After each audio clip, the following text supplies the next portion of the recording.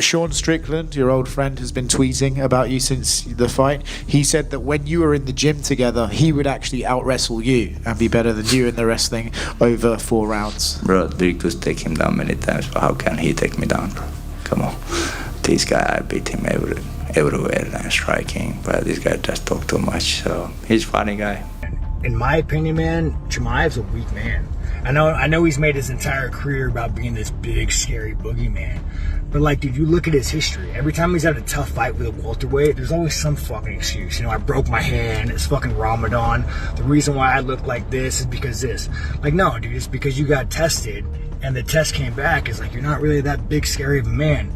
And you know, even like COVID, dude, like the guy retired during COVID. The rivalry between Khamzat Chimaev and Sean Strickland is heating up more and more, despite the Chechen star's recent victories and the American setbacks. In every new interview, Strickland keeps stirring the pot, claiming that he submitted Chimaev in training and promising to expose him in front of the whole world. Khamzat, on the other hand, fires back by calling Sean a clown and says he's ready to make him pay for all those words once they meet face to face. But how realistic is this matchup, considering both fighters' media power and the potential clash of narratives between the US and Chechnya? Let's break it down. But don't you forget to subscribe to our channel unless you want to end in Khamzat's crucifix. Let's go.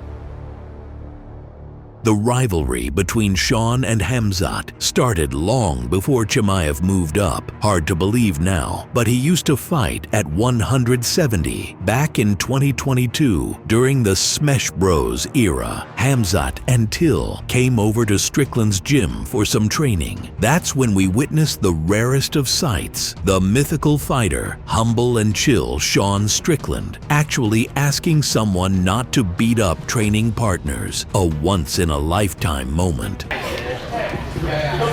Khamzat, understand, you're better than most, you're better than everybody, so just don't hurt people.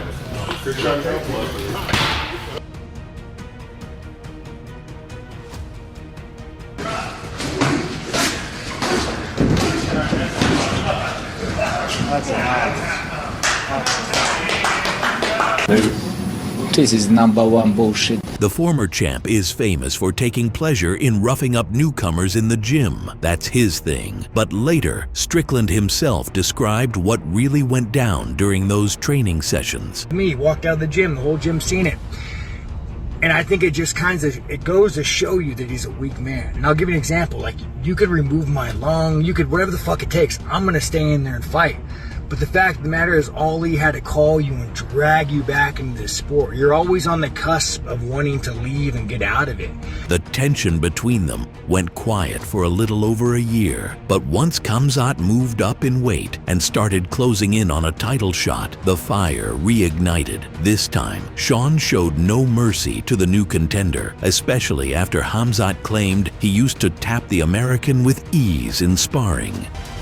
This man fled his country. He went to Sweden, he had a great life. Australia welcomes a lot of immigrants, and I respect you, but the immigrants in Australia assimilate and become Australian, and goddamn, I respect you all for that.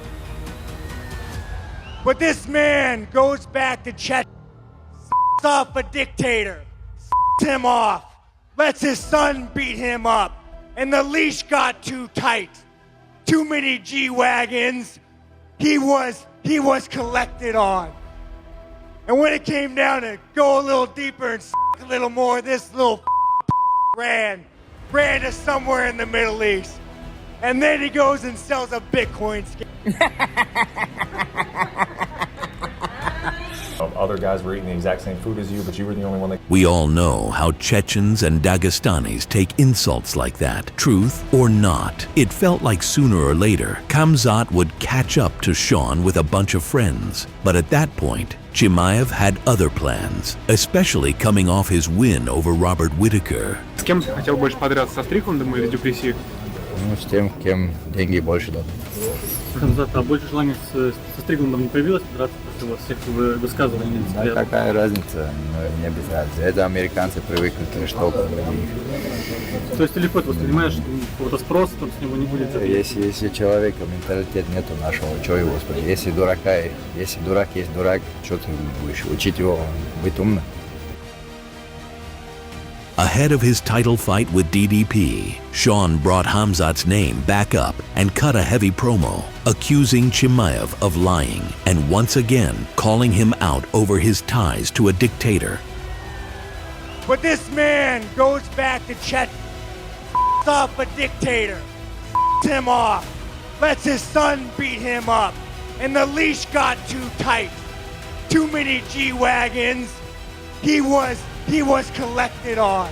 Khamzat didn't respond to Sean's jabs, calling him an idiot waiting to see the outcome of the title fight. He expressed his desire to face whoever came out on top, and according to Chimaev himself, it didn't matter to him who walked away with the belt, because, in his eyes, it wouldn't last long anyway. The first clash between Strickland and DDP was so razor close and competitive that Dana White himself felt Sean got robbed, and countless fans echoed that sentiment, rallying behind the American, who fully bought into his own hype heading into the rematch. Champion, Dricus Du Plessis, I'm curious, did you have him winning that fight? It was a very close fight, and did you have him on the scorecards winning? It's funny, we were just looking at how the media had scored it, and right down the middle. I had it 2-2 going into the last round, and I thought Strickland won the last round. Sean went on to pick up a smooth win over his future teammate Paulo Costa, while Dricus cemented his status as the King of Africa by putting Israel away.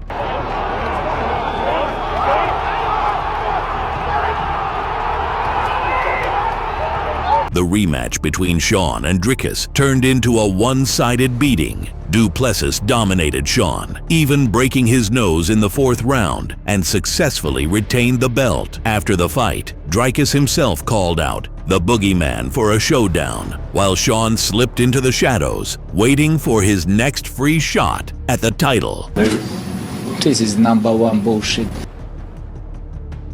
Ahead of the highly anticipated showdown between Joker and Batman, most fighters picked Dricus as the favorite. He had more keys to victory: plot armor, raw power, a solid gas tank, and, simply put, more championship experience. Sean was no exception, reminding the world he's still relevant while tearing into Khamzat at every turn.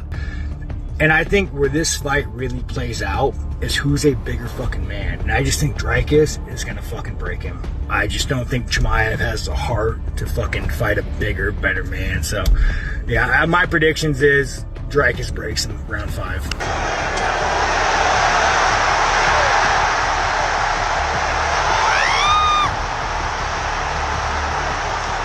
Even after such a one-sided beatdown from Chimaev, where he spent more time in crucifix position than, well, I won't repeat Craig Jones's joke. You get the idea. Sean didn't stop talking. One reason, Khamzat holds serious weight in the company and wants to fight whoever brings the biggest payday. Right now, at 185 pounds, there's no one hotter than Sean or Izzy, who, by the way, could very well determine the next title contender, of course, after Khamzat handles Imavov or Baralho. This is #1 bullshit.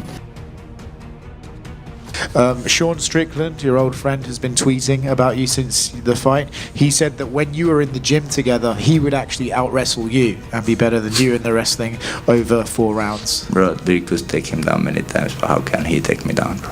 Come on. This guy, I beat him everywhere and striking, but this guy just talk too much, so he's a funny guy. And I'll give you another example. There was one time I made a joke about Chechnya, and it wasn't a bad joke. He just kind of took it the wrong way. So he sends a group message, a chat. He starts talking shit to me and threatening me, and I'm like, you know, listen, dude. I actually kicked Chris Curtis out of the chat because he's trying to de-escalate it. I was like, you know what? So I sent him a message. I'm like, listen, you misunderstood, dude, but you said some shit. I will see you at 3 o'clock. Show up. Be a fucking man. his next message was, "Oh no, brother, I misunderstood. It's okay." Right after the fight with DDP, Strickland declared he wanted to expose Khamzat in front of the whole world. Khamzat reminded everyone that Sean was ragdolled by Dricus, but MMA math doesn't actually work, and if you're not casual, you know it. But nevertheless, here and now, Sean just isn't relevant. If I don't die, I will be here. Next in line for the belt will be the winner of Borz versus Imavov, most likely by the end of 2025 or early 2026, unless Khamzat once again gets blocked from entering the US after one of his infamous outbursts.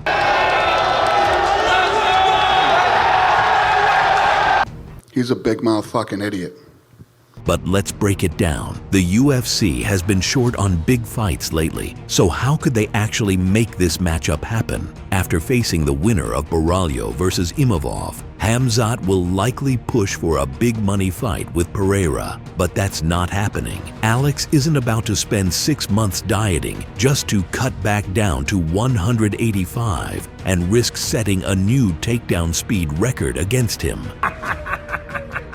Most likely, the UFC will end up pushing Sean into a rematch with Izzy, a fight the American, for reasons I can't quite understand, keeps turning down. If he beats Adesanya again, people will start talking about him, and Khamzat will definitely want payback on the guy who's been trashing him for years. Plus, Sean still carries huge popularity in the US, and it's been a while since we've seen this kind of geopolitical grudge match. There's another path for Strickland to get smashed by Khamzat, take a fight with someone Khamzat's already challenged, De Ridder, and somehow beat him. A tough puzzle, but not impossible. Either way, with any big win, Strickland can always talk his way into the fight with Khamzat, who will 100% welcome it.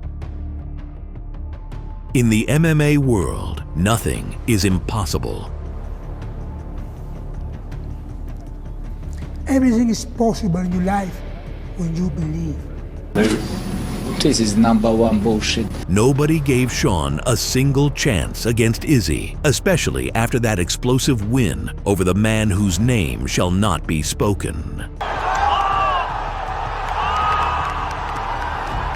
The American came in as one of the biggest underdogs in the sport's history, yet had no trouble mandancing Izzy all the way to a decision. Of course, a win over Chimaev right here and now feels unreal, but just getting the chance to share the Octagon with Borz would mark the pinnacle of his career. A potential clash between Khamzat and Sean could break records, at the very least in terms of press conferences, which would no doubt be fire. Sean has a gift for getting inside his opponent's heads and making them act out of character. Izzy, the first Dricus fight, Strickland knows how to shock people, but does he actually have the tools to deal with Khamzat's wrestling? Can he stay on his feet, or at least get back up? That's what we'll break down separately when we dive into this matchup, which, in my eyes, is inevitable. Unless Sean suddenly falls off a cliff,